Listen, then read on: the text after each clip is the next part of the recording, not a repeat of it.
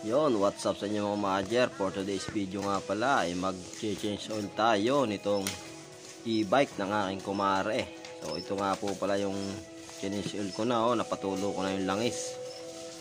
At ang isasalin nga po pala natin dito ay Yamalube. Ayan, kita nyo naman na tumulo na yung langis. Diyan nga po pala sa butas na yan natin isasalin yung langis na Yamalube.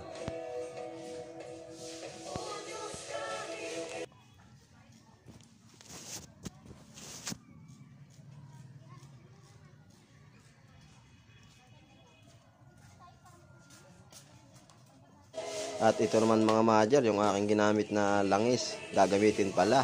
Nandyan din yung dalawang tornilyo. So ayan, yung natanggal ko na langis. Gear oil. Change oil ng gear oil ng e-bike. Ito nga po pala yung kanyang e-bike.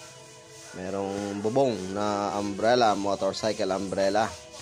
Hatasu. Yan, walk around muna tayo para makita nyo. Yan po yung kanyang e-bike, ganyan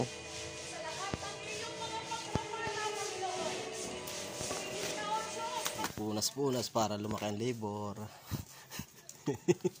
Yan sa di bago nga naman ulit. Yung mga ribaba nga yun, tingnan mo. Yun nagkukulay aluminum. Ayan, nagkakaunti ang laman ay. Tama na sa ano. Baka ito adjustin na rin yung spider gear. May timing naman yun Mayroong play, may sukat.